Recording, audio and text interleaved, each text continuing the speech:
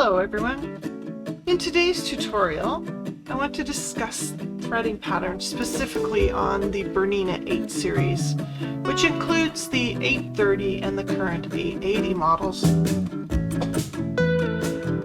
Would also include the earliest model of the 820 quilting only machine. No embroidery on that one.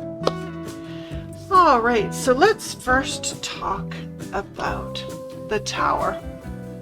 When you extend the tower, make sure that each section has been locked in place. There's a little hole and ball system that lets you know it's locked. When it's in the correct position, this double hook, it sits over top of this pin.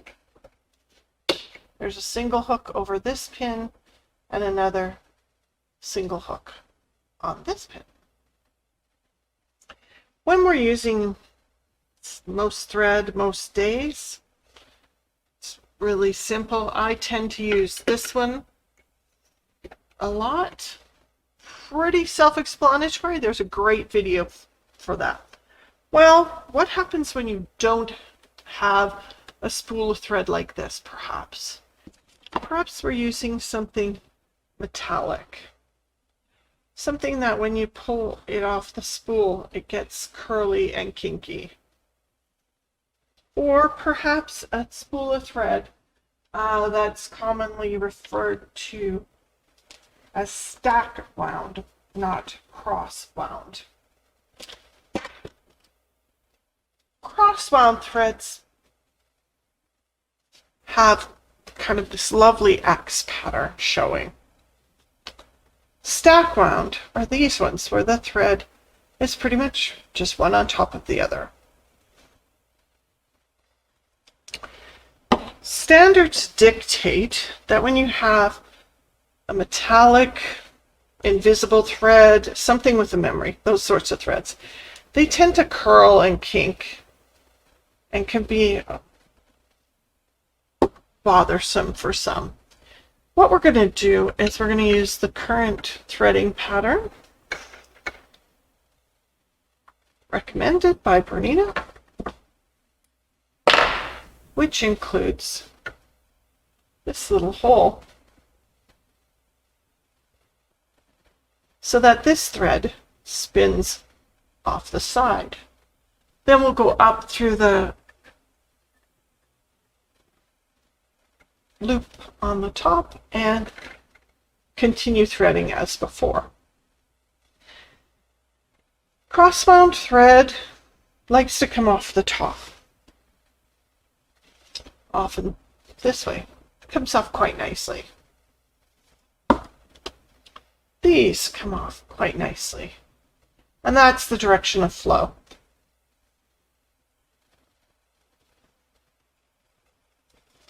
This thread prefers to wind off from the side.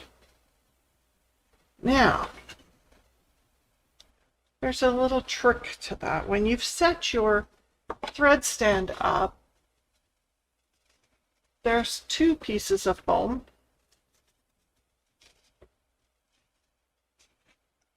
And a third. The third, however, has a plastic disc attached to it. That plastic disc lives here and spins. These foam discs live on the front and the back, and they're not prone to spinning. They sit quite solid. But this one spins, and that's to facilitate the stack wound thread feeding nicely. Unfortunately, you cannot thread straight into here. You can see the angle is quite steep there. That doesn't fully engage in the threading mechanism, and it doesn't set our machine up to be properly threaded.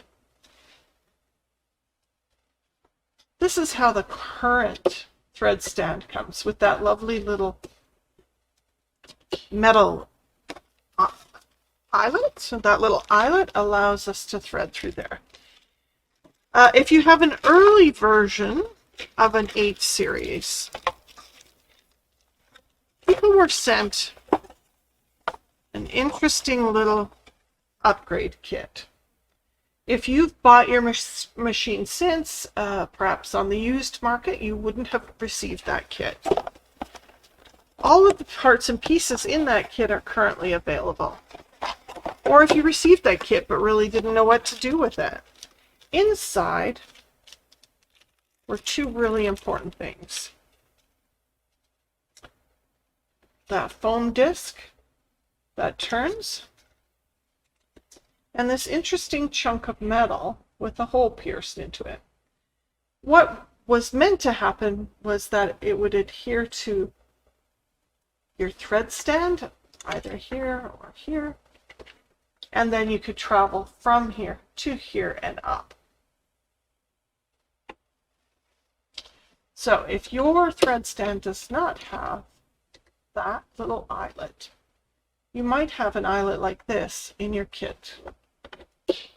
Well worth changing. Just make sure, again, that the foamy with the plastic spin disc is in the right position, and all will be well. If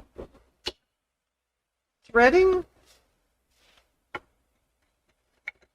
this way, you don't have the eyelet hole, or perhaps you don't have the add-on eyelet that was released quite some time ago. Perhaps you don't have it, perhaps you can't locate it, perhaps your machine didn't come with it. I have an alternate method that worked for us before we got this eyelet. This is Bernina large spool cap. Large spool cap does not come with your machine if you have an 8 series, but you might have a previous Bernina, you might have a spool cap, you might have to purchase this spool cap. What we did was we took this spool cap, we put it on that spool pin, medium to 3/4 of the way up, and we threaded. This has to be high enough that this thread stays engaged with your machine. Remember, if it's too low, if you have an angle like that, it's not going to properly register the thread. So you're going to keep it at least halfway up, maybe 2/3 of the way from the bottom up. And what that does is it allows that, see, that's spinning off in just a little looser. You want to keep those firm. But it can't have a downward angle. You've got to keep it up as high as you can so that remains engaged properly with the tension mechanisms. So an alternate, if this drooping and slopping happens, you might have to fill that space in so that your thread doesn't catch. If you'd like to find that eyelet or an eyelet attachment, go to your local Bernina dealer and have them either order in a new stand for you or see if you can purchase the extra eyelet. Something along those lines will certainly assist you in threading. Oftentimes metallic thread at first glance can appear to be cross-wound, but often can still result in some crazy tension issues. So I also recommend that you set them on the spinning spool cap,